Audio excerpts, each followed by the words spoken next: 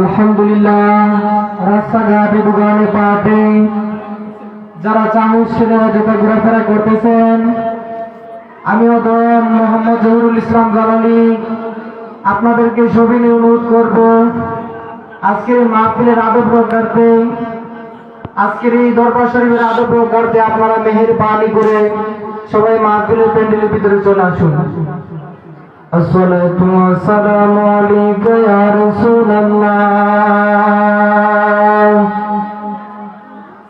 الصلاة والسلام عليك يا حبيب الله، الصلاة والسلام عليك يا شفيع المذنبين،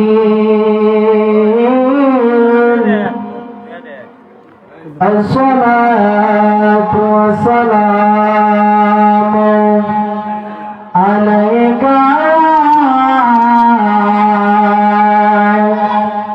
رحمة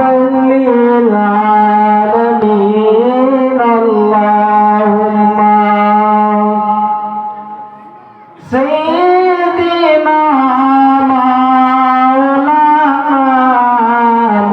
محمد وعلى مولانا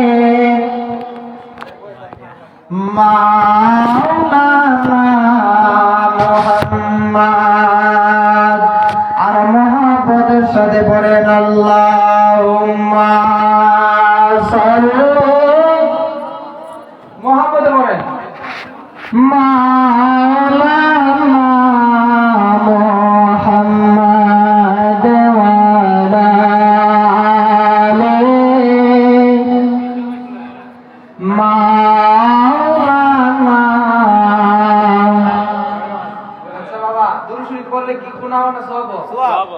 আপনারা এতগুলো মানুষ, আপনারা চুপ করে বসে রয়েছেন বাবা, আপনারা দেখা যাচ্ছে আমাকে দেখার জন্য বসে রয়েছেন বাবা। দুরূদ শরীফ পড়লে আমার আল্লাহ রাব্বুল আলামিন বলে, যেই বান্দা বান্দি একবার দুরূদ শরীফ পড়ে তার আমলনামা থেকে 10টি গুনাহ মুছে তার আমলনামার মধ্যে 10টি নেকি দেওয়া হয়। সুবহানাল্লাহ। এই দুরূদ পড়লে লাভ না লস বাবা? আরেকটা কথা হচ্ছে, যার আমলনামার মধ্যে বেশি দুরূদ থাকবে আল্লাহ রাসূল সাল্লাল্লাহু তাআলা আলাইহি ওয়াসাল্লাম তাকে সবার আগে সুপারিশ করে জান্নাতের মধ্যে পাঠাইবে। সুবহানাল্লাহ। আমরা নবীর সুপারিশ আগে পাইতে চাই কিনা? যারা আশিক রাসূল তারা দুরূদ শরীফ পড়বে আওয়াজ দিয়ে, ঠিক কিনা বলেন? একটু মহব্বতে দুরূদ শরীফ পড়েন আল্লাহুম্মা সাইয়্যিদিনা মাওলানা মুহাম্মদ ওয়ালা মাওলানা মুহাম্মদ দুনয়নে রাসূল পাক দেখিলে কেমন হতো, জন্ম আমার নবীর যুগে হলে কেমন হতো, জন্ম আমার নবীর যুগে হলে কেমন হতো। আল্লাহুম্মা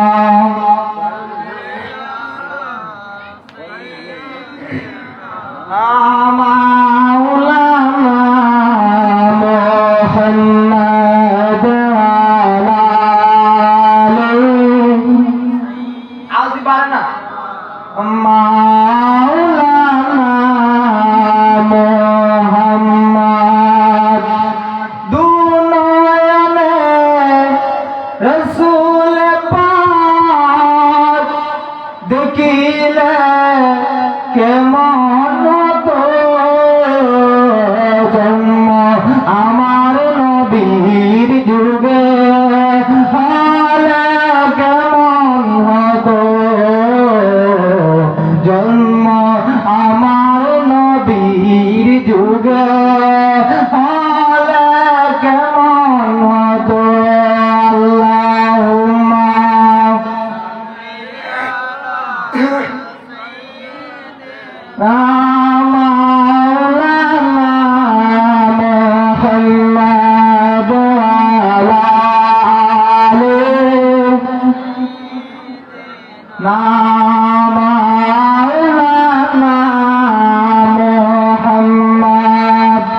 একসাথে বলেন আলহামদুলিল্লাহ।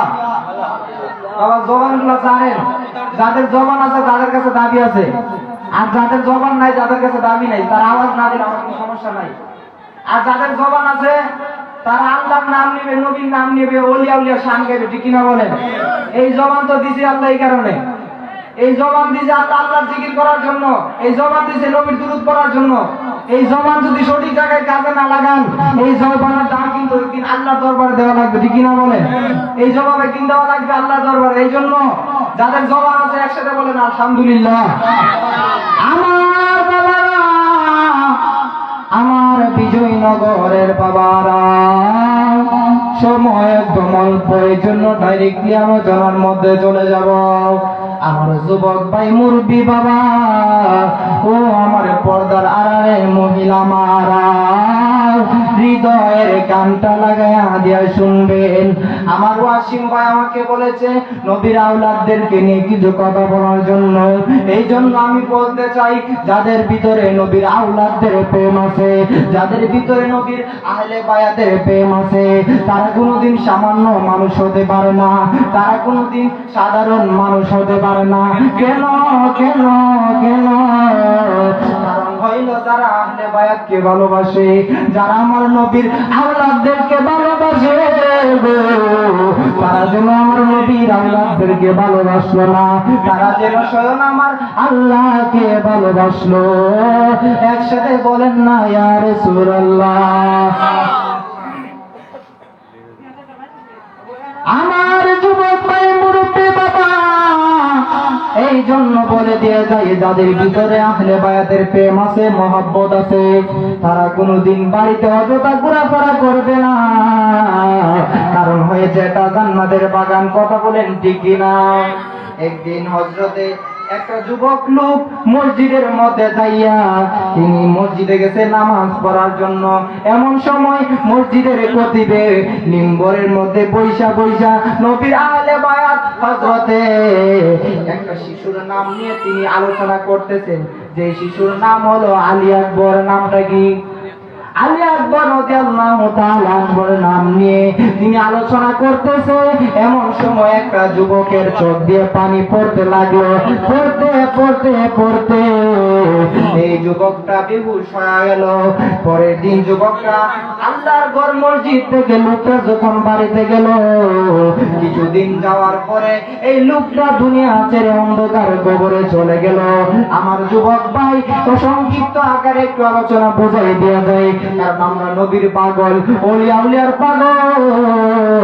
যারা ওলিয়া উলিয়ার পাগল সারা রাত বোঝান লাগে না, যারা আশিক রাসূল এক মিনিট শুনলে বোঝা যায়। কথা বলেন ঠিক না বেঠিক? এবারে যুবকরা কিছুদিন পরে ইন্তেকাল করলো রে বাবা।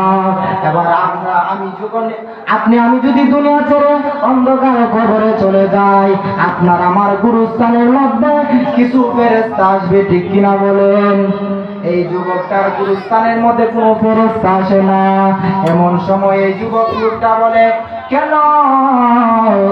আমি তো শুনেছি গুরুস্থানের মধ্যে নাকি ফেরেশতারা আসে, আমার গুরুস্থানের মধ্যে কেন ফেরেশতা আসে না?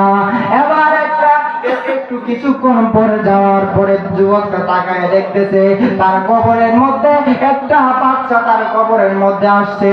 সুন্দর পোশাক, সুন্দর জামা নিয়ে ওনার গুরুস্থানের মধ্যে আসলো। এবার আল্লাহর বান্দা যুবক লোক বলে, ও বাচ্চা মানুষ, তুমি কেন আমার কবরের মধ্যে আসলা?